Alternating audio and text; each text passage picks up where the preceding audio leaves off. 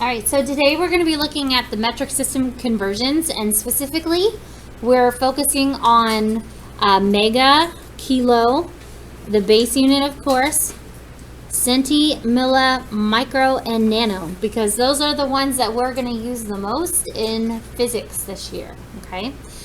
Especially when we start talking about light and energy and sound, we're going to be using some of these smaller ones quite a bit more, okay?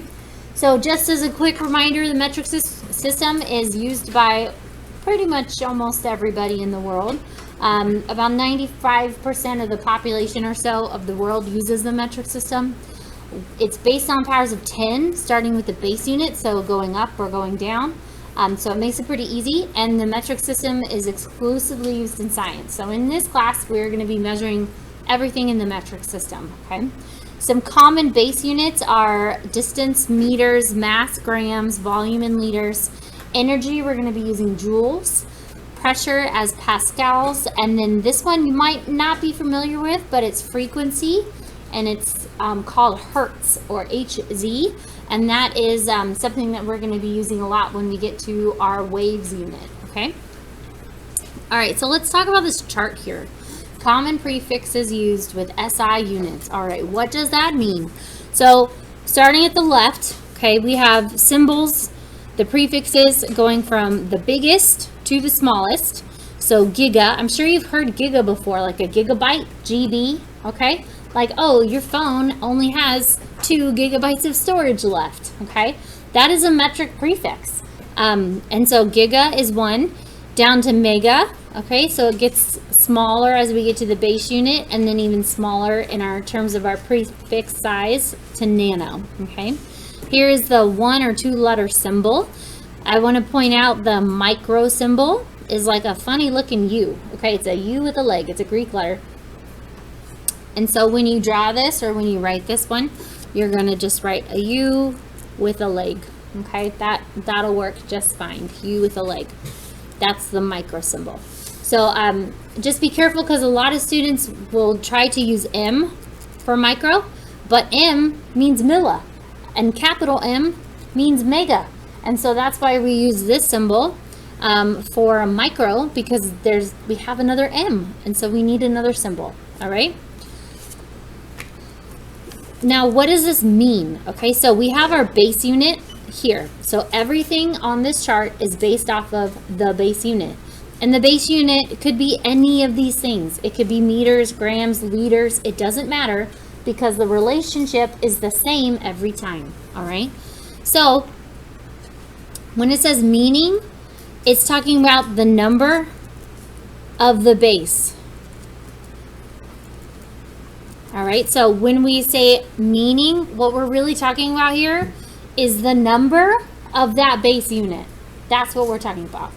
So giga, a gigameter, which would be crazy, but a gigameter or a megameter is this many meters. It's this many of that base unit, okay? Now, knowing what we know about scientific notation, this is a lot of zeros, yeah? It'd be really easy to lose track of all those zeros. Just like in nano, this is a lot of zeros, yeah? It's really easy to lose track of all of those zeros. So a really common way that we write this is using scientific notation. And that's what this orders of magnitude is. When you see it like this, it is implied that in front of it has a 1 times 10 to the power, okay? So what we're gonna do is fill this chart in and write 1 times, because that is what this implies. That it's 1 times 10 to this power. So all the way down, we're going to fill in 1 times.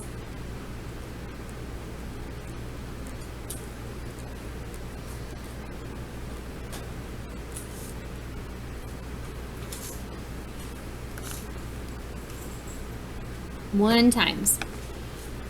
All right. And again, order of magnitude, this is the base unit of the base unit. So you can write that in as well. These two numbers are the same. One is just written in standard or common notation, and the other one is in scientific notation. It means the same thing, right? So 0.1 is the same as 1 times 10 to the negative first. These are the same numbers. It's just one is written in standard notation and the other is written in scientific notation. So when you're doing metric conversions, if you're uncomfortable with the scientific notation column, you can use this one because it's the same number. It means the same thing, okay? 1,000 is the same as writing 1 times 10 to the third, all right? So then now let's talk about, well, what does this mean in terms of how do we read this chart to get that conversion factor, okay? So we're gonna start here with the base unit of meters. So we're gonna start with the base unit of meters, okay? And basically all we're gonna do is pretend that we have a brand new one of these charts and we're gonna put meter into all of them, okay? Starting with mega, so mega meter, M, capital M, little m, okay? So we're gonna just look at this chart and our base unit now is meters. So I did the first one here. 1 mega meter, meaning a capital M or a little m, right here, equals 1 million of the base unit meters. So that's what this means. So if I were to say, oh, we're gonna travel a megameter, that would mean that we're traveling 1,000,000 meters. So therefore, we can say that 1 megameter, which is 1,000,000 base unit meters, is also, because it's the same number, 1 times 10 to the 6th meters. It's the same number. So looking at the chart, 1 megameter is 1,000,000 of the base unit meters. And that is the same number as saying 1 times 10 to the 6th meters. These two are the same numbers. Okay? It's just writing it in common or standard notation versus scientific notation. So let's look at kilo. Okay?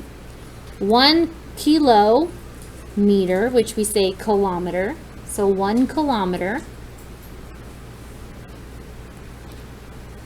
is 1,000 of the base unit meter.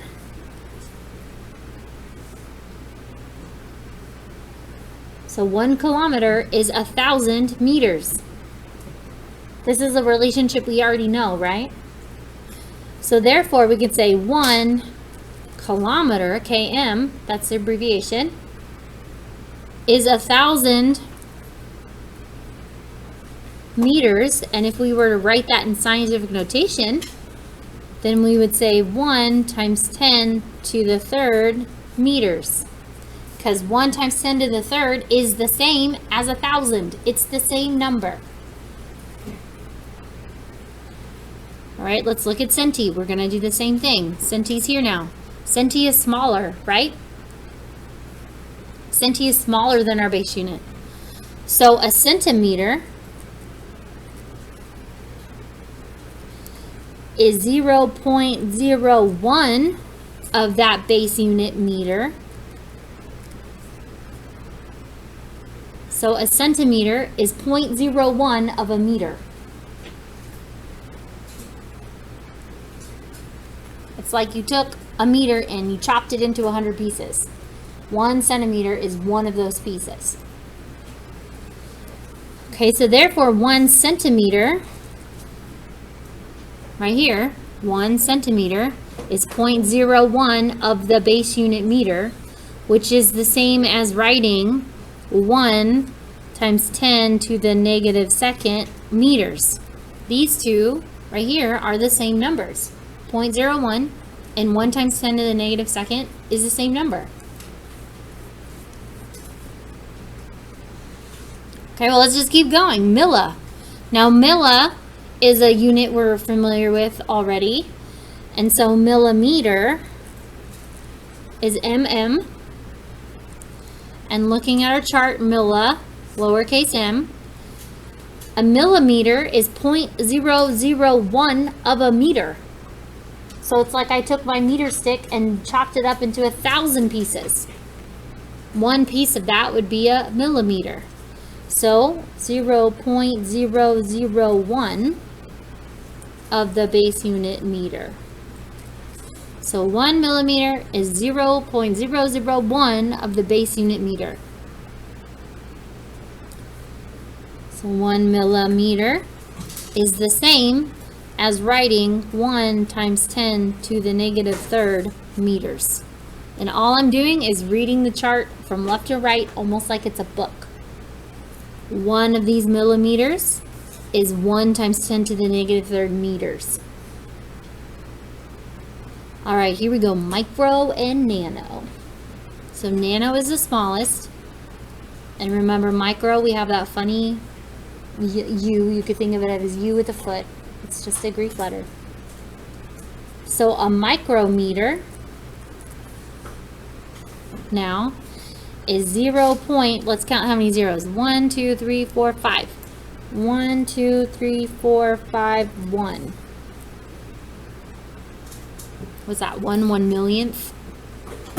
Okay. So 1 micrometer is 0.0000001 of the base unit meter. So it's like I took my meter stick and chopped it up into 1,000,000 pieces. One of those 1,000,000 pieces would be called a micrometer. So 1 micrometer equals 1 times 10 to the negative 6 meters. All I'm doing is reading this like a book. 1 micrometer equals 1 times 10 to the negative 6 meters. And then lastly, nano. Nano is the smallest one that we're going to be working with. So a nanometer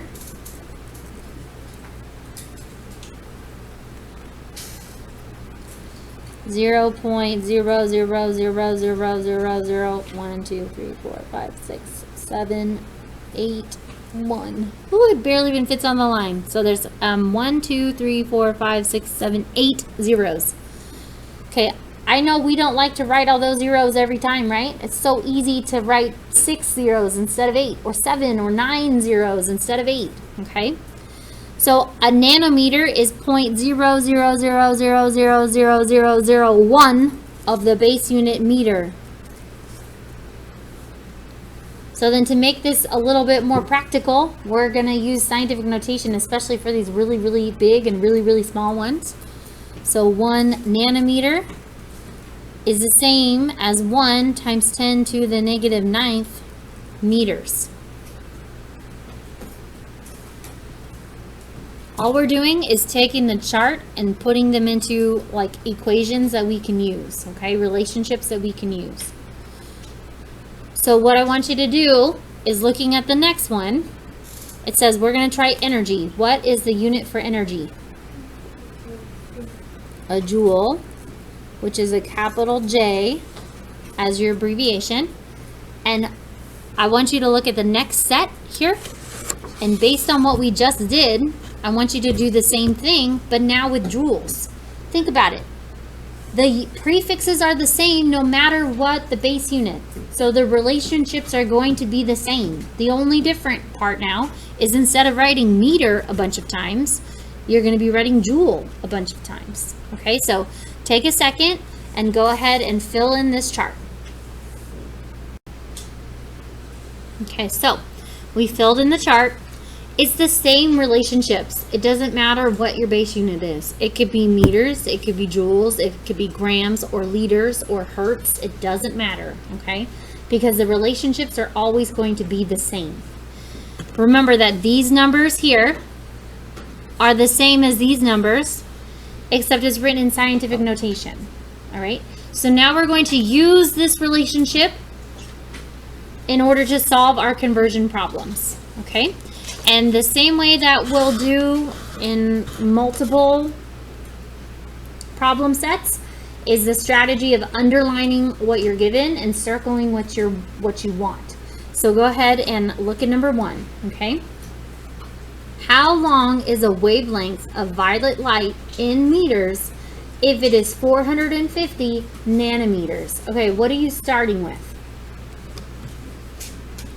450 nanometers, so I'm going to underline it. And what are you trying to find? the wavelength in meters. So I'm going to be converting nanometers to meters. As a quick reminder of dimensional analysis, when you set up your train track or when you set up your problem to solve, whatever you're given in the problem goes in the upper left-hand corner. Whatever unit you want will go on the top. And whatever unit you're trying to cancel will go on the bottom.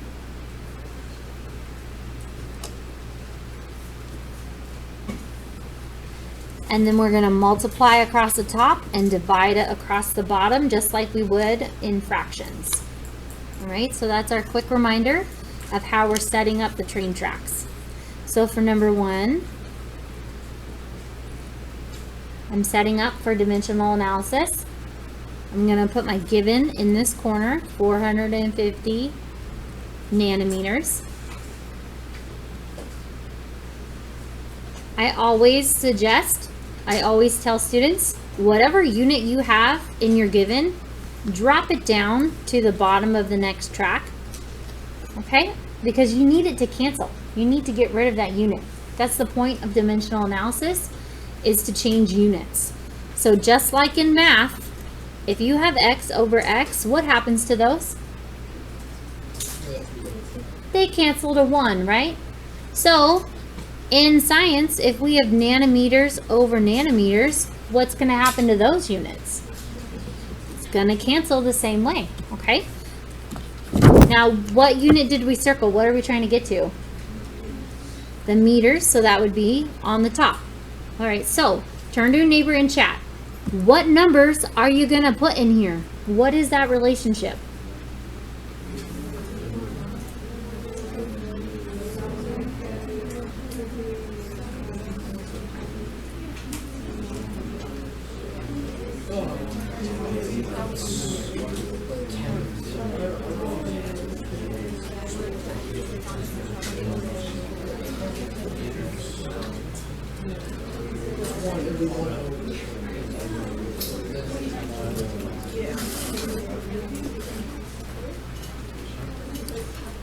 Okay, so if we look back at the chart, and we read it almost like a book, 1 nano base unit equals what all of that of the base unit, or another way of writing it is 1 times 10 to the negative 9th of that base unit. So what we can say then is 1 nanometer equals 1 times 10 to the negative 9th meters. It's like you can read it like a book. So in our chart then, 1 nanometer equals 1 times 10 to the negative 9th meters. That's this relationship. Now we could have said, what we could have done instead is said 1 nanometer equals, and instead of the 1 times 10 to the negative 9th, I could have written 0.0000000001. I could have done that also, because that would mean the same thing. But that's a lot of zeros, and I don't want to lose track of them. So now we're ready to solve. So nanometer and nanometer will cancel. If it's on the top, what mathematical function are we going to do? We're going to multiply on the top and divide on the bottom. So when you get an answer, hold your calculator in the air.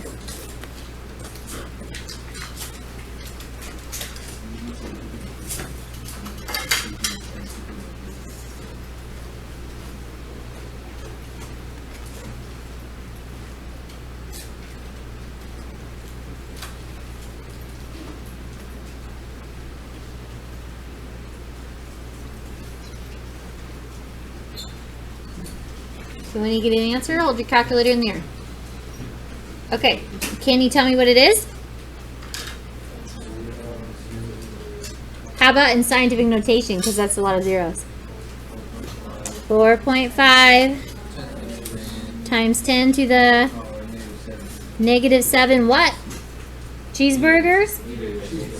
Meters. That'd be a little really small cheeseburger, huh? There we go. 4.5 times 10 to the -7th meters. Ta-da! We did it. That's it. Let's do another one. Number 2. How many megahertz is a frequency if it is 2.57 times 10 to the 17th hertz? All right, what are you given in the problem? 2.57 times 10 to the 17th hertz. And what are you trying to find? Megahertz. So I'm going to set up my train track. I'm going to put my given in, 2.57 times 10 to the 17th hertz. Okay. Next, drop your units down so that they'll cancel. And what unit do I want? So I'm going to put that on the top. So now chat with a neighbor. What numbers are you going to put in here?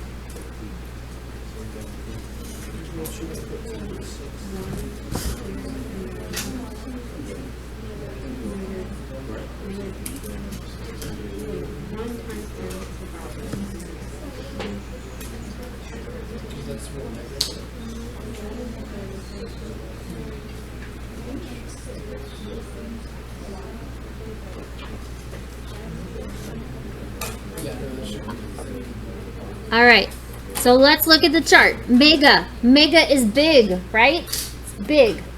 So what we can say then is 1 megahertz equals 1 million hertz, or 1 times 10 to the 6th hertz. These are the same numbers. So on my train track here, my conversion, 1 megahertz equals 1 times 10 to the 6th hertz. You could have also written a million right here instead of 1 times 10 to the 6th. It's the same number, so it doesn't matter. Okay, so hertz and hertz are going to cancel. If it's on the top, we multiply, and if it's on the bottom, we divide. So when you get an answer, hold your calculator in the air.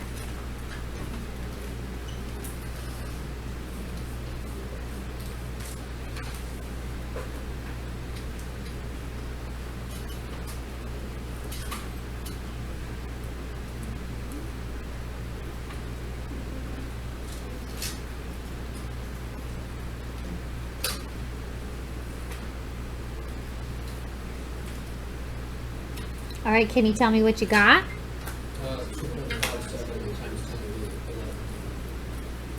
2.57 times 10 to the 11th what? Megahertz. Good. You're like, misclick this problem, megahertz. Okay, come on, that was kind of funny. Okay, I want you to try the third one on your own. And then we're going to give it a go together, okay?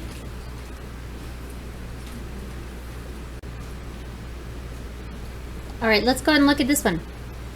How many kilograms is the mass of the Earth, ME, so M sub E, equals 5.97 times 10 to the 27th grams. Okay, what are you starting with? Good, the 5.97 times 10 to the 27th grams. And what are you trying to find? Perfect. So I'm going to set up my train tracks. 5.97 times 10 to the 27 grams. The first thing I'm going to do is drop the grams down because I want it to cancel. And I'm looking for kilograms, so I'm going to put that on the top. So if I'm looking at my chart, okay, I'm going to read it like a book.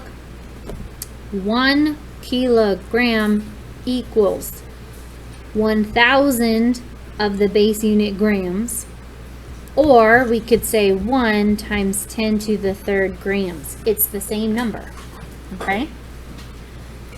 So if I'm going to put my numbers in here, I'm going to say 1 kilogram is 1,000 grams, or 1 times 10 to the 3rd grams. You could have put 1,000 here, or 1 times 10 to the third. It's the same number. Grams and grams cancel. If it's on the bottom, you divide. If it's on the top, you multiply.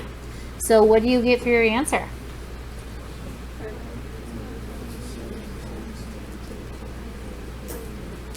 Good. 5.97 times 10 to the 24th kilograms, okay?